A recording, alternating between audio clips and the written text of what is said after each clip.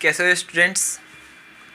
हम लोग height and distance, जिसको कि एनसीईआरटी के बुक में क्या लिखा हुआ है, तो सम एप्लीकेशंस ऑफ ट्रिगोनोमेट्री, हमने ट्रिगोनोमेट्री ख़त्म की थी। अब ये चैप्टर 9 है, इसमें हम एप्लीकेशंस के बारे में पढ़ेंगे।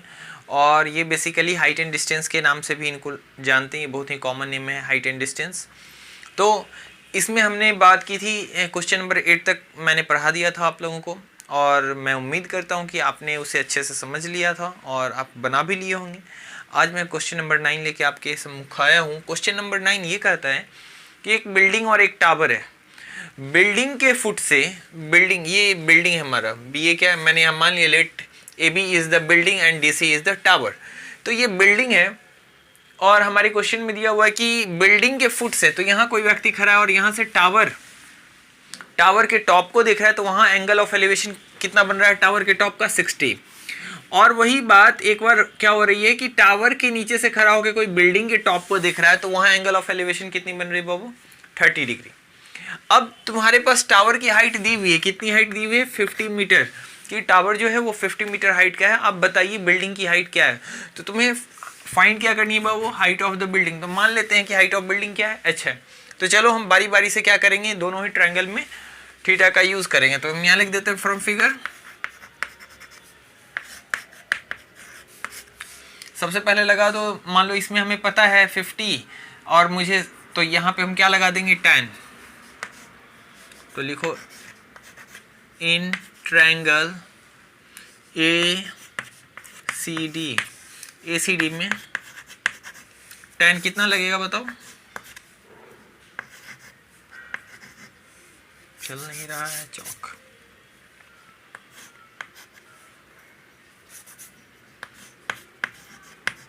tan कितना लगाएंगे बाबू, तो tan लगा देंगे 60। दिख रहा है तुम लोगों को, tan 60।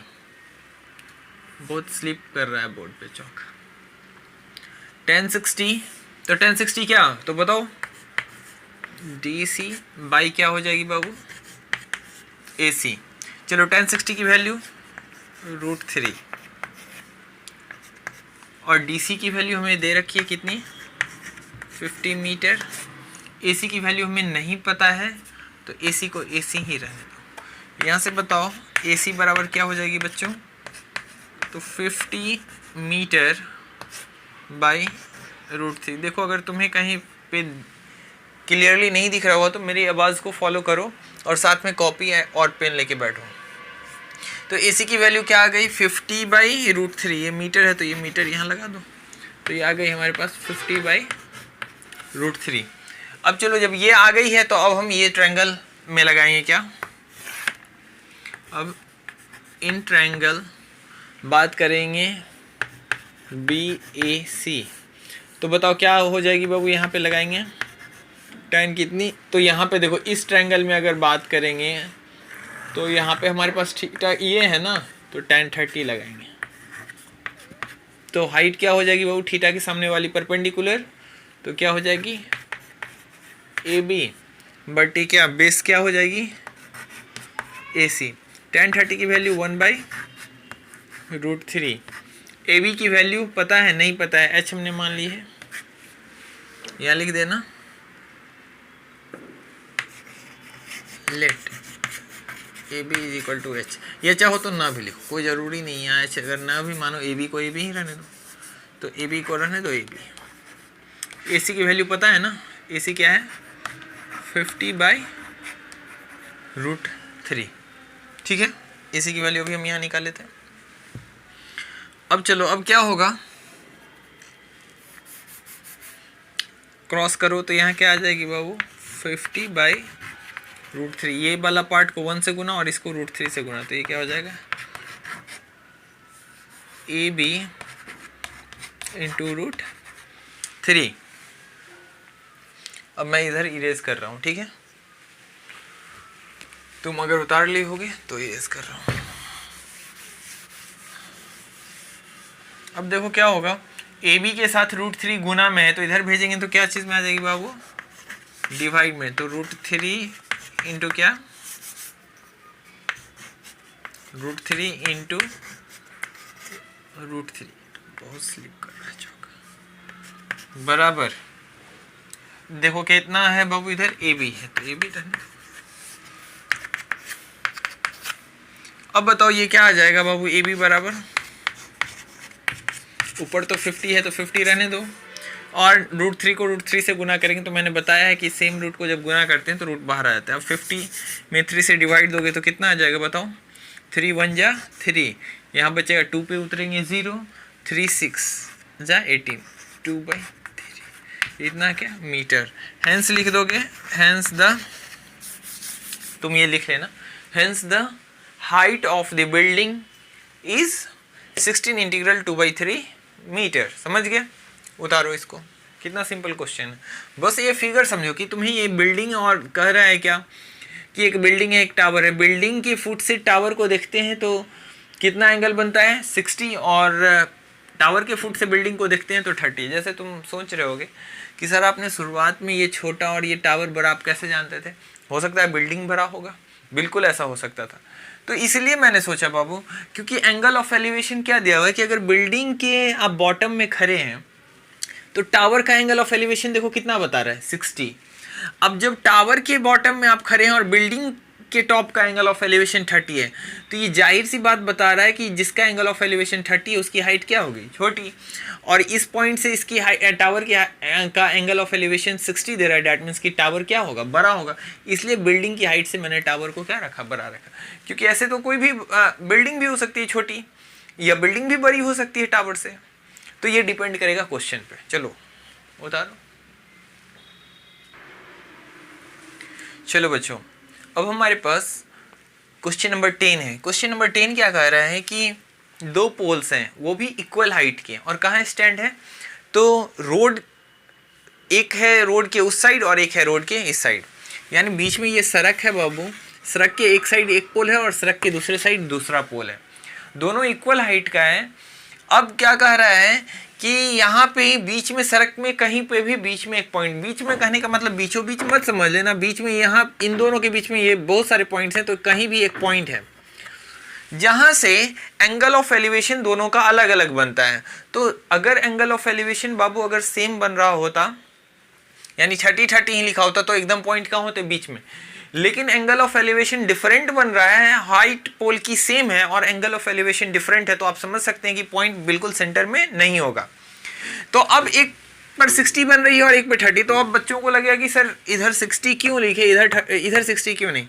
तो देखो बाबू 30, जब हम किसी भी चीज़ से अगर सेम चीज़ है, देखो यही अगर पोल है, जब इतनी दूरी पे हो तो यहाँ जो एंगल बन रहा है और यहाँ जो एंगल बन रहा है, ये क्या होगा, इस एंगल से ये एंगल क्या होगा, ग्रेटर। जैसे जैसे हम पोल के जितना निकट होंगे एंगल उतना ही क्या होगा, ग्रेटर। बिल्कुल पोल के नीचे आ जाएंगे तो एंगल 90 बनने लगेगा, और जितना हम दूर जाएंगे पोल से उतना एंगल कम होगा।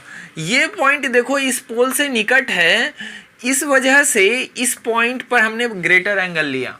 ये पॉइंट पोल से दूर है, इस वजह से इस पे एंगल हमने 30 लिया। तो कोई डाउट फिगर के लिए कि यहाँ पे ये, यहाँ से देखो ये दूरी ज़्यादा है इसलिए हमने यहाँ 30 ले लिया, और यहाँ से ये दूरी कम, क्योंकि क्वेश्चन में ही कह रहा है कि एक पे 30 बन रहा है, एक पे 60। चलो बात करते हैं फ्रॉम फिगर से, ठीक है, अगर समझ गए होगे। और दोनों, और रोड की चौड़ाई क्या दी हुई है बाबू, यानी कि दोनों पिलर के बीच में इतना जगह है 80 मीटर का। और तुमसे ये भी क्वेश्चन पूछा है कि आपको ये पॉइंट भी फाइंड करना है कि ये दोनों पोल से कितनी कितनी दूरी पर है। तो एक तो हाइट भी फाइंड करना है, और फिर ये पॉइंट की इस पोल से ये पॉइंट कितनी दूरी पे है और इस पोल से कितनी दूरी पे है। चलो, तो हमने यहाँ पे मान लिया let the height of the tower, क्योंकि दोनों टावर या पोल, मान लो ये पोल होगा तो पोल कर लेना, अगर टावर होगा तो टावर, ठीक है। तो देख लो ये पोल हो या टावर हो, यहाँ पे बात कर रहे हैं कि ये जो है ये आपस में क्या है, बराबर है। तो बताओ ए बी बराबर क्या है, ए बी बराबर डी है। तो ए बी बराबर डी, और दोनों जब बराबर, दोनों को हमने क्या ले लिया है, एच, ताकि हमारे लिए एक ही बार में वैल्यू आ जाए। तो यहाँ पे हम क्या लिखेंगे, फ्रॉम फिगर। तो फिगर से क्या है, तो पहले हम लेंगे एक ट्रायंगल ले लो, कोई भी ले लो, in triangle A B C. तो यहाँ पे ए बी सी में tan कितना लग रहा है बाबू, tan 30। tan 30 बराबर क्या हो जाएगा, तो हाइट, तो ए बी, बेस कितना है ए सी। देखो इस ट्रायंगल में हाइट हो गई ए बी और बेस हो गई यहीं तक ना, ए सी यहीं तक लेंगे ना ये ट्रायंगल। tan 30 के लिए 1/√3। ए बी के जगह कितना है बाबू, h। ए सी को ए सी रहने दो, ए सी रहने दे, नहीं नीचे हमारे पास वैल्यू दी हुई है कितनी, 80 मीटर की। तो मान लेते हैं कि यहाँ पे ये x है, तो ये बताओ कितना हो जाएगा ये दूरी, अगर इतना x हो गया तो यहाँ से यहाँ कितना बच जाएगा, 80 माइनस ऑफ x। एक काम और हमें करना होगा, मुझे यहीं पे एडजस्ट कराना पड़ेगा। यहाँ हम लिख देते हैं कि इसको इरेज कर दूँ, लो मैंने इरेज कर दिया, मैं यहाँ पे लिख ही देता हूँ। इतना तो हमने मान लिया। ऑल्सो क्या ए सी, या let A C is equal to X and E C क्या हो जाएगा तब, 80 माइनस, अगर इतनी दूरी x हो जाएगी, पूरी 80 है, 80 में से x ये हो जाएगा तो ये कितना बच जाएगा, 80 माइनस x। अब चलो अब हम लगाएंगे फ्रॉम फिगर, ये f है, in triangle A B C में लगा दो tan 30 डिग्री बराबर क्या, A B by A C. tan 30 की वैल्यू 1/√3, ए बी की वैल्यू h, ए सी की वैल्यू x। यहाँ से क्रॉस मल्टीप्लिकेशन करो तो x बराबर क्या आ जाएगी, h√3। इसको इक्वेशन नंबर क्या मान लेंगे हम, 1। समझ गए, इसको 1 number equation. Again in triangle, अब उधर वाला ले लो, सी डी, ये ट्रायंगल का सिंबल है बाबू। सी डी में क्या ले लेंगे, tan 60 degree is equal to क्या हो जाएगा बताओ, डी ई बटे क्या, इसी इतना बटे इतना। tan 60 होती है √3 बराबर बताओ क्या, डी ई के जगह कितना है बाबू, h है तो h रहने दो। ई सी के जगह पे कितना है, 80 माइनस ऑफ x। यहाँ तक कोई दिक्कत नहीं है। चलो क्रॉस मल्टीप्लिकेशन करो तो क्या हो जाएगा, यहाँ आ जाएगा √3 इंटू 80 माइनस ऑफ x बराबर h। अब देखो यहाँ पे हम क्या करेंगे, x की वैल्यू हमें पता है कितना है बाबू, h√3। हम यहाँ x के जगह पे क्या रख सकते हैं, h√3, तो हम यहाँ रख देंगे।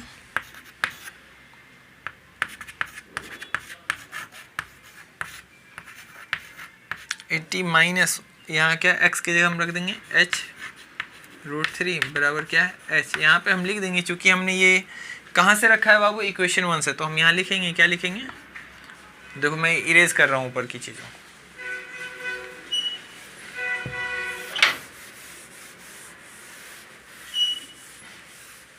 ये उतार लिए हो ना, ये ध्यान रखना।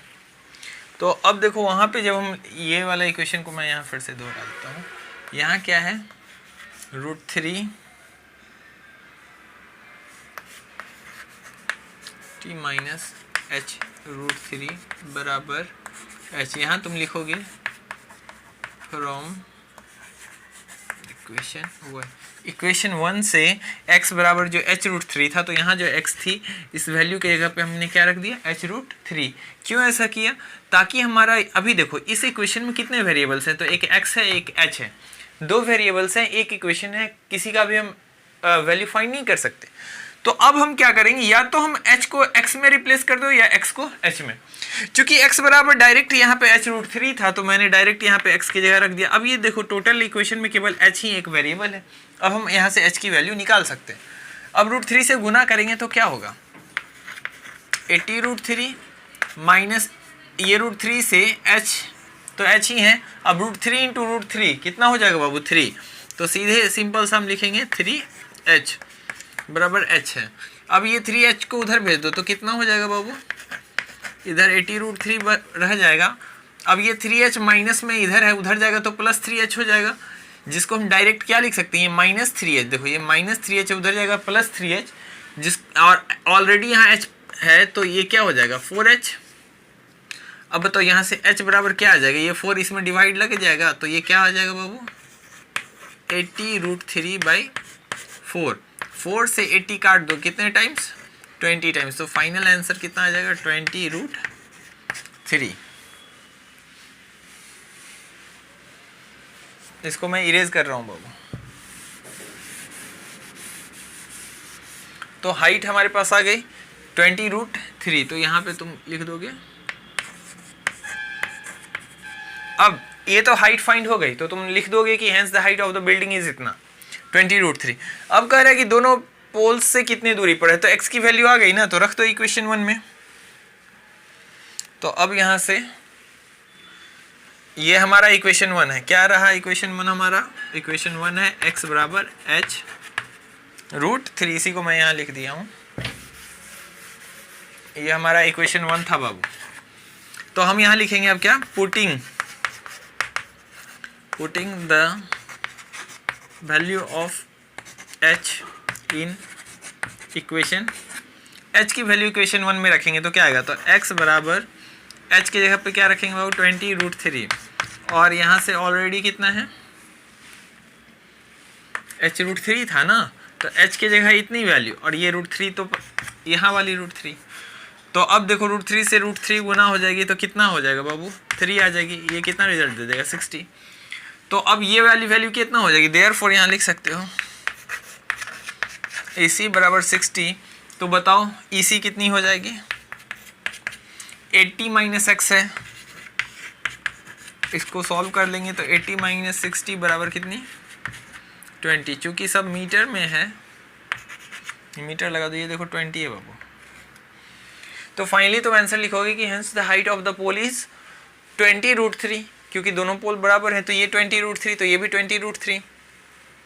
And the distance of pole from the point are 20 and 60। एक पोल की दूरी कितनी होगी बाबू, एक पोल की दूरी 60 आएगी तो दूसरे पोल की दूरी 20 कौन होगी, जो 60 जिसकी एंगल बन रही थी यहाँ पे आएगी 20, और जहाँ से 30 एंगल बन रही थी यहाँ पे आ जाएगी 60। समझ गए बातों को, ये यहाँ से यहाँ 60 हो जाएगी, यहाँ से यहाँ 20। चलो तुम समझ गए हो तो इसको उतारो, अगर तुम्हें कोई दिक्कत है तो तुम मुझे फिर से बताओगे, ठीक है। चलो इसको उतारो। चलो बच्चों, अगर तुमने क्वेश्चन नंबर 10 सॉल्व कर लिया है तो अब हमारे पास क्वेश्चन नंबर कौन सा है 11। तो क्वेश्चन नंबर 11 में क्या दिया हुआ है कि एक टावर है जो कि एक बैंक ऑफ कनाल।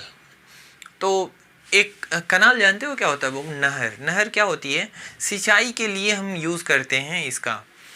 तुमने देखा होगा कभी कि रिवर के किनारे से क्या करते हैं, एक नाला टाइप का बनाते हैं और खेतों तक ले जाते हैं, तो रिवर से होके पानी बहते हुए खेतों तक आ जाती है। इसमें हमें कोई मोटर बोरिंग ये सब लगाना नहीं पड़ता, कोई खर्च नहीं, बस हमें गड्ढा करना पड़ता है और पानी अपने आप फ्लोट कर जाती है। तो कैनाल बनाते हैं, जैसे सुएज कैनाल है। तो कैनाल तो ये चौड़े होते हैं, बहुत भी चौड़े होते हैं। तो कैनाल जो है ये एक कैनाल है, ठीक है। क्वेश्चन में यहाँ तुम्हें ज़्यादा कुछ समझना नहीं कि कैनाल क्या है, बस इतना समझ लो कि पानी बहने का एक रास्ता है। ये रिवर और लेक से डिफरेंट होते हैं, ये आदमी के द्वारा बनाया जाता है कैनाल, ठीक है। सिंचाई के पर्पज से मुख्य रूप से इसका उपयोग होता है।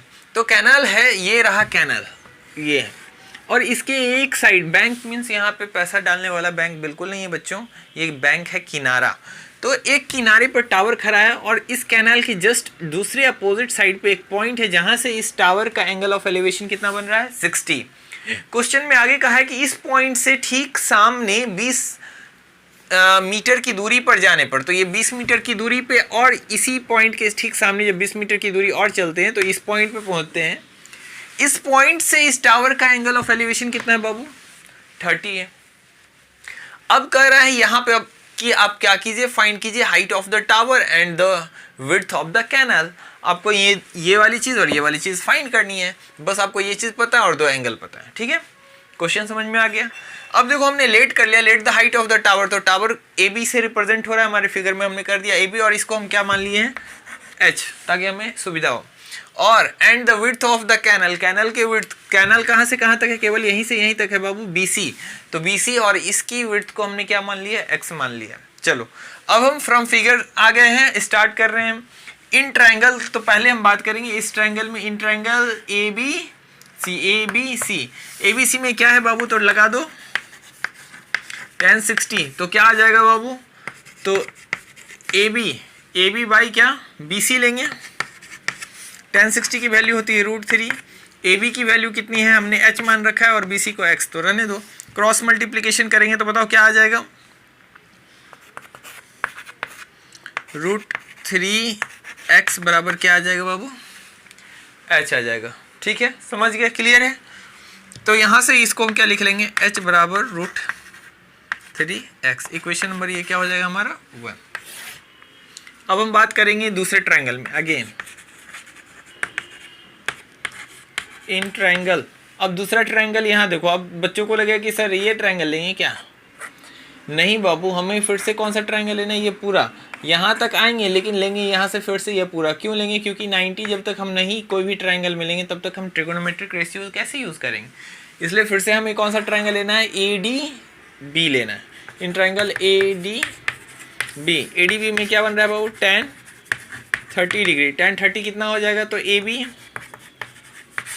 बाई ये क्या आ जाएगा, BD होगा बाबू। tan 30 की वैल्यू 1/√3। AB की जगह h है तो h रख दो। BD की जगह कितना है, तो देखो BD के को हम दो पार्ट में लिख सकते हैं। क्या लिख सकते हैं बाबू, DC प्लस ऑफ लिख सकते हैं, BC लिख सकते हैं। चलो ये 1/√3, देखो h की वैल्यू हमारे पास आ गई है √3/x, यहाँ लिख दो √3 × x, तो यहाँ लिख दो √3। और DC की वैल्यू पता है हमें, DC दी हुई है, कितनी दूरी है बाबू, 20 मीटर प्लस, और BC को हमने क्या माना है, x, तो रहने दो x। ठीक है, यहाँ तो कोई दिक्कत है, अगर यहाँ तक तुम समझ गए। और देखो ये डैट इम्प्लाइज की साइन देना, ये इंपॉर्टेंट चीज़ है, इसको छोड़ना मत। चलो अब यहाँ पे हम क्या करने वाले हैं, इसको इरेज कर रहे हैं। ठीक है,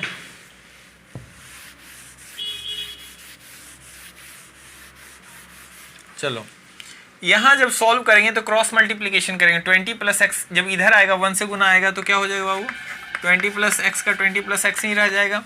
√3 यहाँ गुना होगा तो क्या हो जाएगा बताओ, यहाँ √3 और यहाँ पे √3x। √3 को जब √3x से करेंगे तो √3 आपस में गुना होकर 3 बनाएगा और ये क्या हो जाएगा 3x।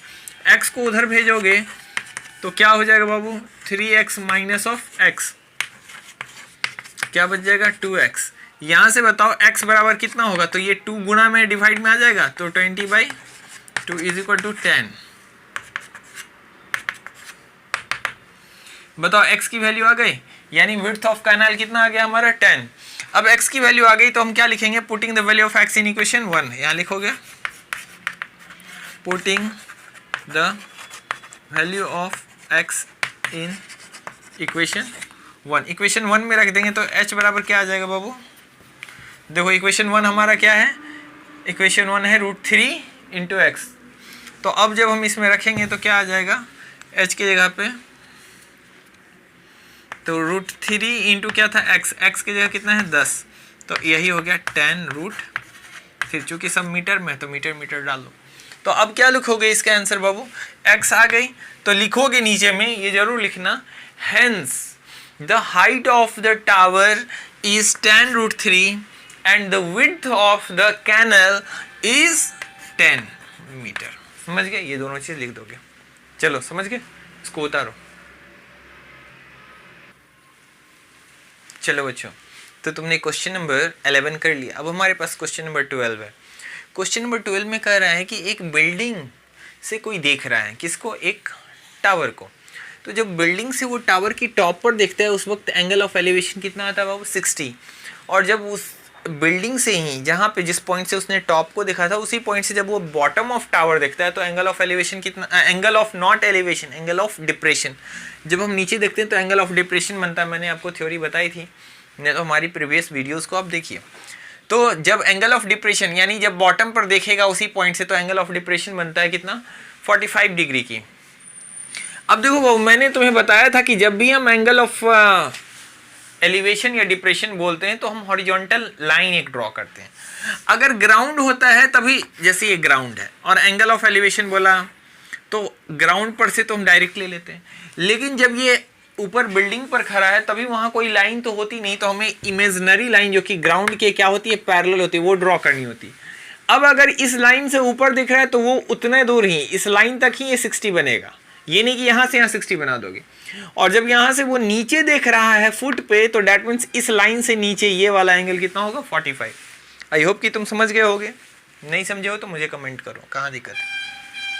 अब देखो ये लाइन और ये लाइन पैरेलल होती है, ये चीज तुम्हें यहाँ पे लिख के समझाने की जरूरत नहीं कि ये पैरेलल है, बस ये समझ लो कि ये और ये आपस में, ये हॉरिजॉन्टल लाइन ये पैरेलल होती है, तो ये 45, तो ये बताओ ये क्या होगा 45, कैसे, तो alternate interior angles are equal, तो यहाँ 45, लेकिन इसके लिए यहाँ तुम्हें कुछ लिखने की जरूरत नहीं, बस डायग्राम में ऐसा कर दोगे कंफर्म है।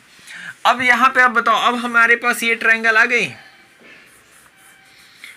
ये ट्रायंगल और एक ये हो गई ट्रायंगल।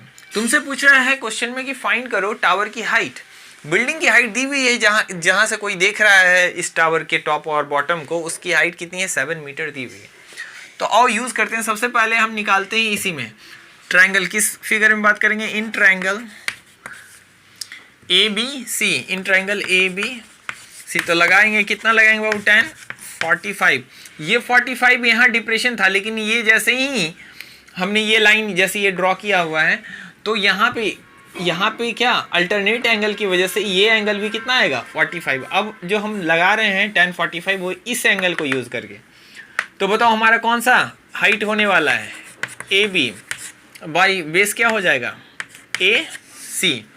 10 45 की वैल्यू 1, AB की वैल्यू दी हुई है 7, AC नहीं पता, AC क्रॉस करेंगे तो क्या आ जाएगा, वो AC बराबर 7, डैट मीन्स ये भी क्या हो गया, 7 हो गया। अब ये 7 है तो BE भी क्या होगा, 7 होगा, समझ रहे हो बातों को, यहाँ लिख दो, and AC is equal to BE।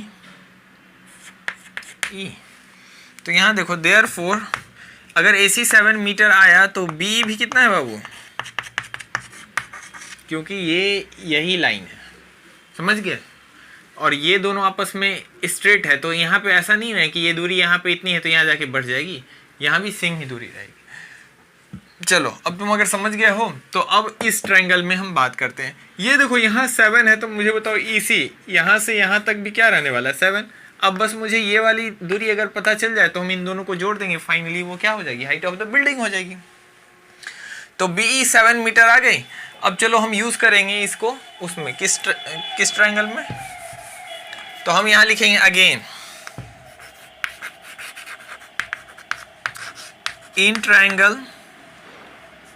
Triangle कौन सा बाबू, तो DBE। तो क्या यूज करने वाले हैं वहां, 10 60 ना, यहाँ देखो DBE यही ना बनेगा, तो यहाँ 10 60 बराबर हाइट बाई बेस, तो हाइट क्या है बाबू, D लेना, ये नहीं कि ये पूरा ले लेना, ट्रायंगल हमारा इतना ही बन रहा है तो हम हाइट कितना लेंगे, यही वाला हाइट लेंगे ना, D, और बेस क्या लेंगे हम, BE। 10 60 की वैल्यू बाबू √3। अब यहाँ देखो D तुम्हें पता है, DE नहीं पता तो D को DE ही रहने दो, और BE तुम्हें पता है, BE अभी हमने AC हमें पता चला, तो AC और BE बराबर थी, मैंने यहाँ लिख भी दिया, तो ये कितना है बताओ, 7। क्रॉस करोगे तो क्या आ जाएगा, 7√3 बराबर क्या, यानी ये जो DE की वैल्यू है ये कितना आ गई बाबू, 7√3। अब हाइट ऑफ द टावर तुमसे पूछ रहा है, तो तुम्हें अब क्या करना है बाबू, यहाँ लिखोगे देयरफॉर हाइट ऑफ टावर, तो टावर की हाइट क्या हो जाएगी बताओ, या यहाँ पे देयरफॉर की जगह नाउ भी कर सकते हैं, now height of tower is equal to, तो टावर की पूरी दूरी को हम क्या ऐसे लिख सकते हैं बाबू, DE प्लस ऑफ EC लिख सकते हैं ना।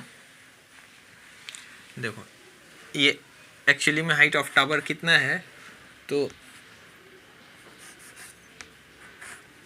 DC है, टावर की हाइट क्या है DC, और DC को कैसा लिखा जा सकता है, इस पूरे को हम DE प्लस EC लिख सकते हैं ना, लिख सकते हैं।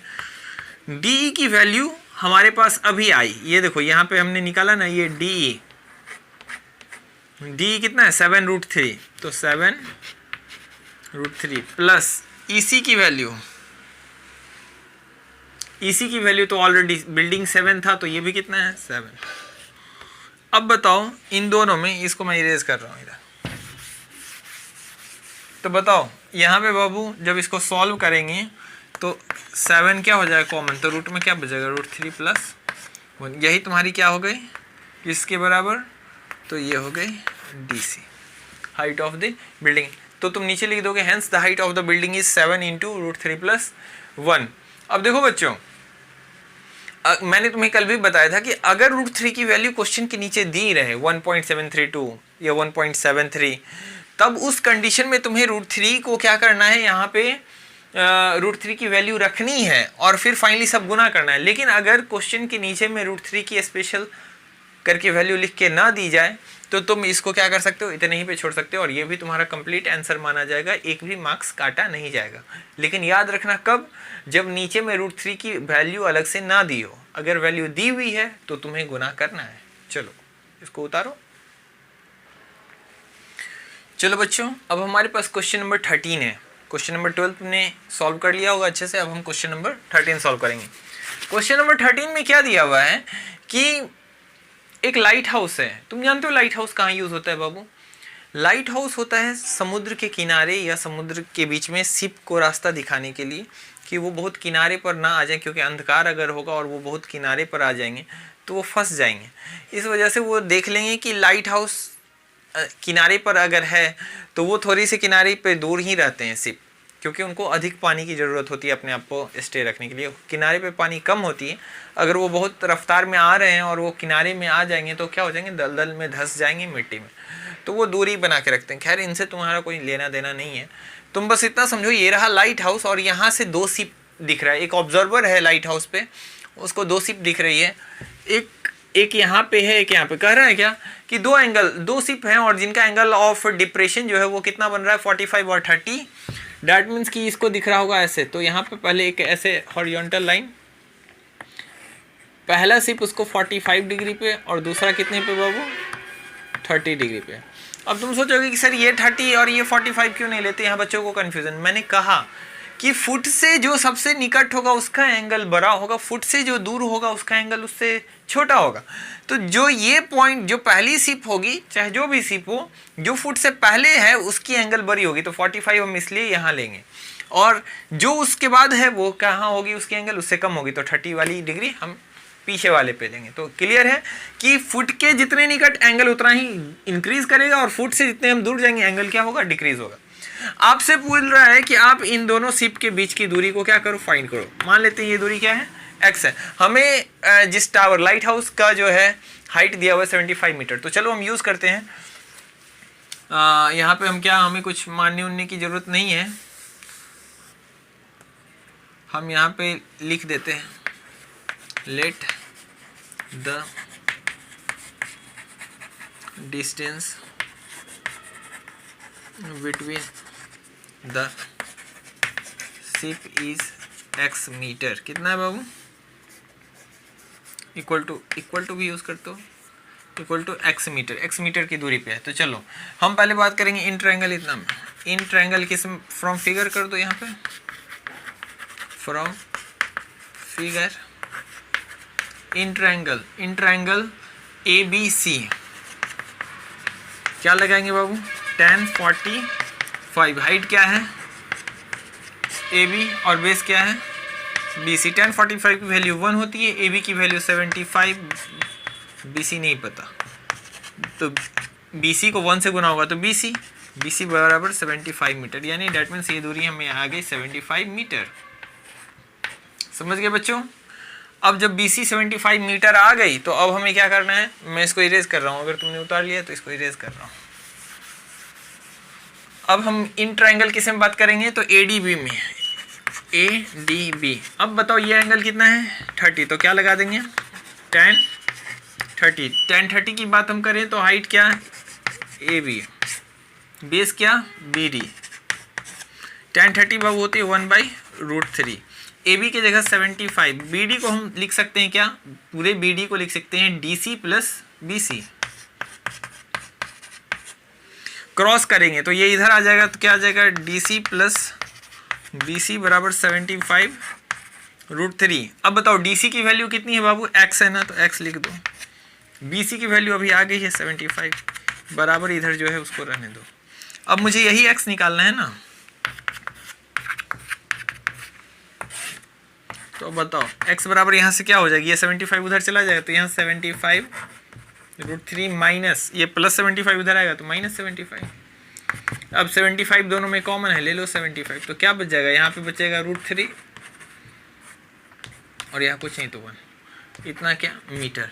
हेंस लिख दोगे, hence the distance between both the CPs 75 into √3 minus 1 metre, यही हमारा क्या हो जाएगा, आंसर हो जाएगा। तो उतारो इसको, बहुत ही सिंपल क्वेश्चन है, height and distance is very simple, only you need to know the concepts, okay. If you know the concept, then it is very easier for you and it is a mark gaining or scoring chapter, okay. In very less time you can calculate the sums of trigonometry if you have clear diagrams. Now write down all these terms. तो बच्चों अब हम मिलते हैं अपनी next session में। आज question number 13 तक हमारा हो गया है, अब हम अगली क्लास में इसको आगे बढ़ाएंगे। तब तक के लिए तुम लोगों को गुड नाइट। चलो मन लगा के पढ़ना।